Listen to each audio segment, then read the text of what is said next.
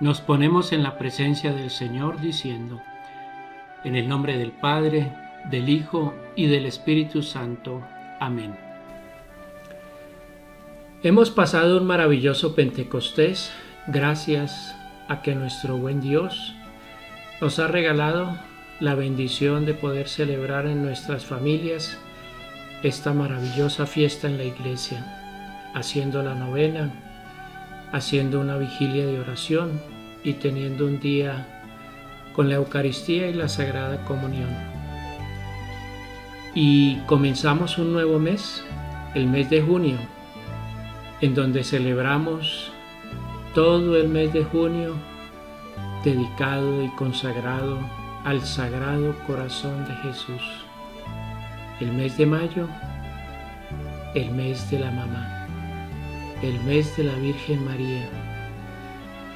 El mes de junio, el mes del Hijo, el mes del Sagrado Corazón de Jesús.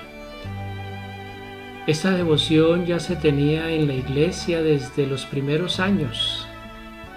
Ya existía en los tiempos de la cristiandad antigua y sin embargo hay una fecha concreta en que esta devoción pasó a vivirse con un enfoque determinado. El enfoque que dio Jesús mismo a Santa Margarita María de Alacoque el 27 de diciembre de 1673.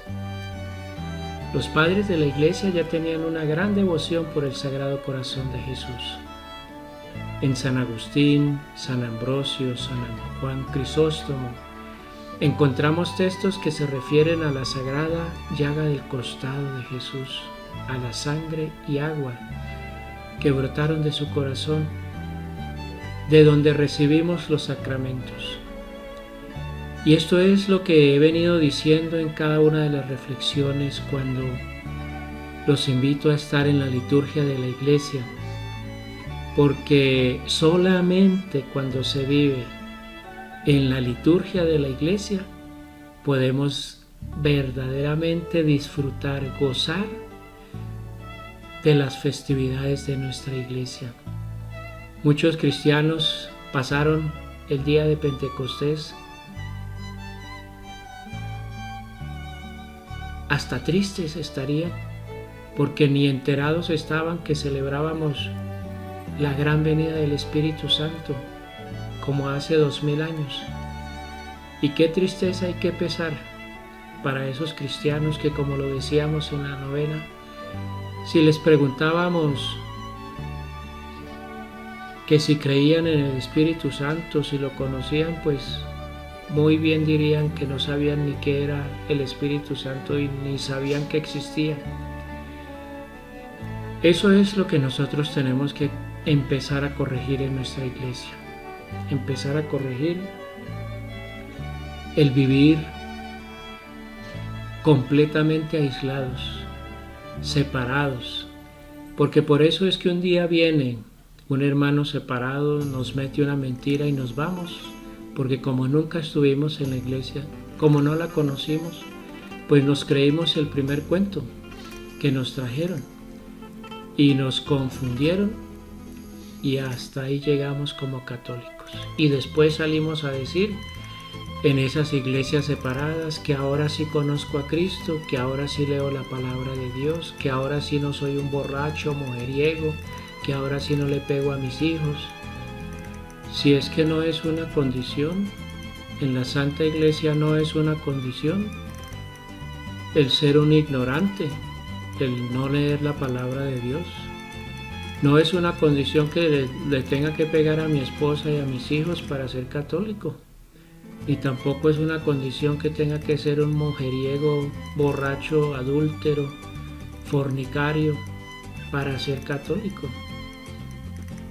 No es una condición en la Santa Iglesia Católica ser un mal hombre y un mal cristiano para luego salirme de la Iglesia Católica a una iglesia separada y decir que ahora sí conozco a Cristo, ahora sí leo la palabra de Dios.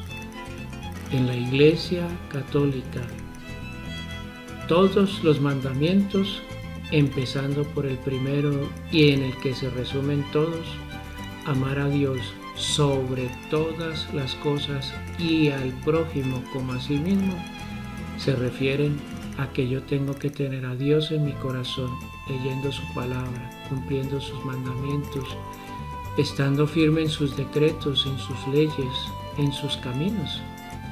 Y si uno de los mandamientos me dice a mí que tengo que amar a Dios sobre todas las cosas y al prójimo como a mí mismo, pues ahí está escrito que no puedo pegarle a mi esposa, que no puedo ser un adúltero, fornicario, porque lo dice un mandamiento. No cometerás adulterio, no tendrás malos pensamientos ni deseos, ni cometerás actos impuros. Y nuestro catecismo de la Santa Iglesia Católica nos invita a que nosotros tengamos la palabra de Dios como el centro de nuestras vidas y nuestros hogares para que podamos vivir todos los días en esa palabra del Señor. Y pues si todos los días vivo en la liturgia de la Santa Iglesia, en donde me invita que todos los días se proclama una parte de la Escritura, que la leo, que la reflexiono, que la medito, entonces ¿cómo es que escucho a hermanos separados que dicen, ahora sí leo la Biblia, ahora sí en la Iglesia Católica no es un mandamiento ser un ignorante y ser un mal ser humano para estar en la Iglesia? Y al contrario, nuestra Santa Madre Iglesia es un hospital, el más grande de todos. Aquí estamos los enfermos, los que necesitamos a nuestro buen Jesús, que es el médico de los cuerpos y de las almas, el que sana las dolencias físicas, el que sana las enfermedades del cuerpo y del alma. Entonces, cuando vivimos pegados a nuestra Santa Iglesia, sabemos lo que estamos celebrando todos los días. Sabemos lo que estamos proclamando en la palabra de Dios todos los días. Sabemos lo que nuestra Santa Madre Iglesia nos invita a reflexionar con el santo del día. Entonces, ¿qué tenemos nosotros en este momento? Tenemos la invitación a vivir un mes maravilloso en compañía del Sagrado Corazón de Jesús. Y qué hermoso sería que todos estuviéramos consagrados al corazón de Jesús. Nos dice nuestra Santa Madre Iglesia que la propagación del culto público al Sagrado Corazón de Jesús tiene su origen en las revelaciones místicas de Santa Margarita María de Alacoque, la cual comenzó a experimentar en Paray, Le Monial, en Francia, desde 1673 hasta su muerte en 1690, todas esas locuciones que Jesús le hizo en su corazón. Entre los primeros difusores del culto se destacan San Claudio de la Colombière, director espiritual de la Santa, y los padres Juan Crozet y José de Galif, que escribieron los primeros tratados sobre aquella devoción. Desde el principio fue una devoción muy ligada a la Compañía de Jesús. Acordémonos que la Compañía de Jesús es la compañía fundada por San Ignacio de Loyola, donde está también este maravilloso santo San Javier. Y después muchas congregaciones religiosas desde ese tiempo adoptaron la devoción. El culto al corazón de Jesús comenzó a divulgarse lentamente en círculos restringidos a partir de Francia. En las primeras décadas del siglo XVIII ya había empezado a calar en el pueblo cristiano por medio, sobre todo, de la fundación de algunas congregaciones o cofradías del Sagrado Corazón.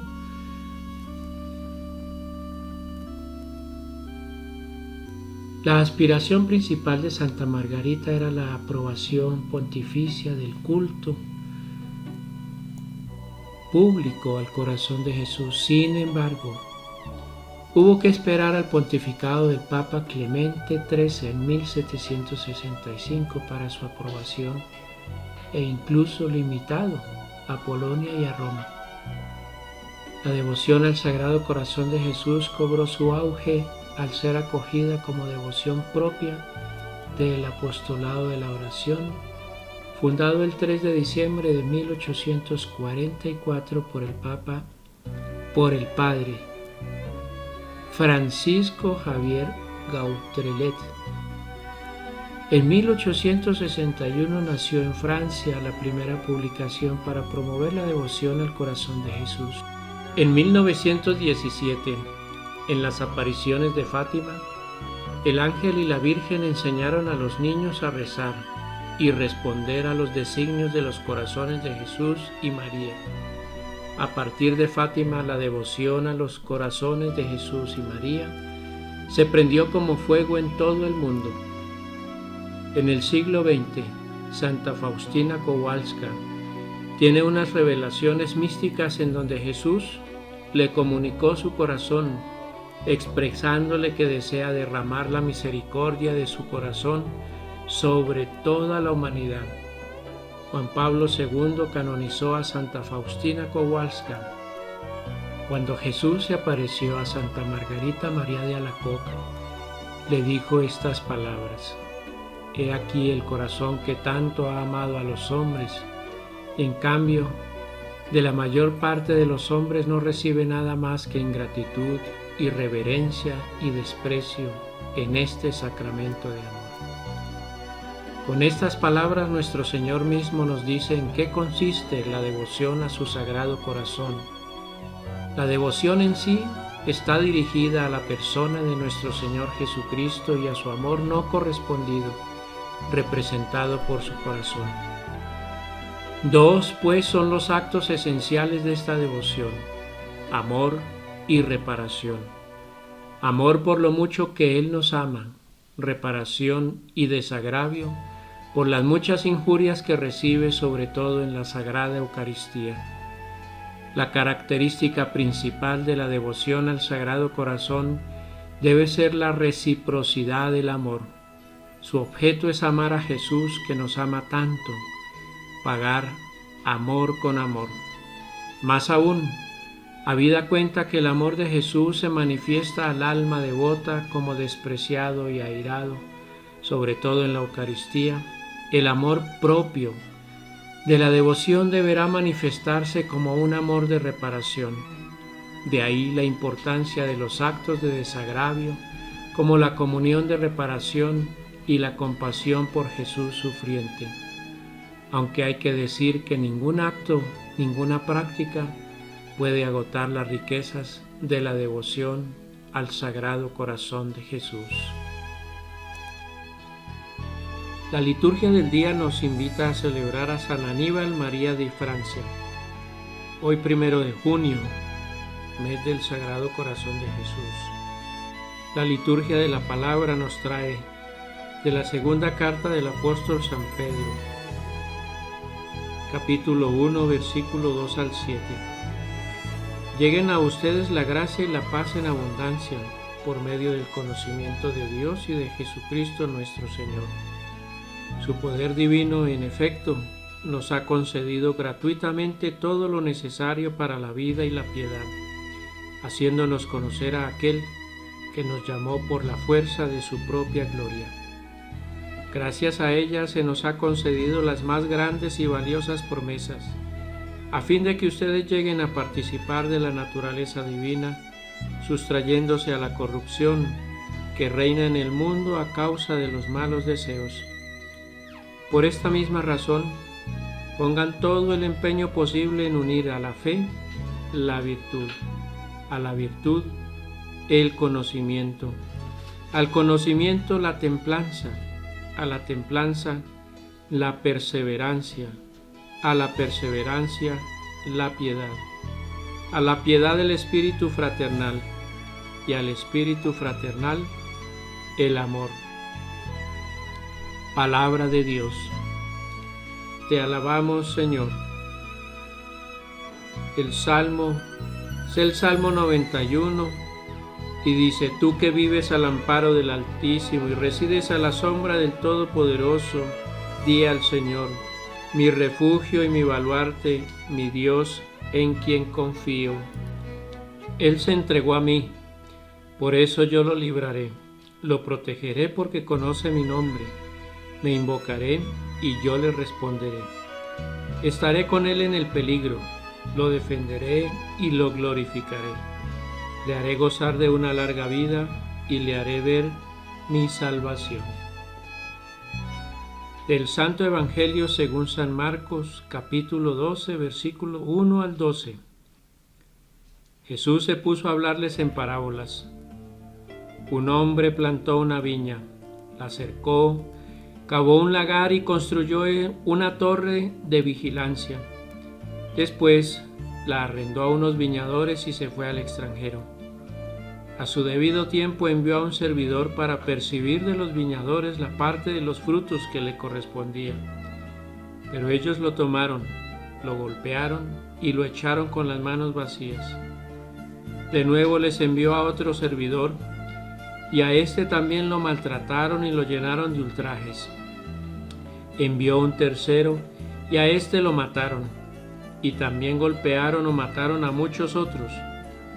Todavía le quedaba alguien, su hijo, a quien quería mucho, y lo mandó en último término, pensando, respetarán a mi hijo.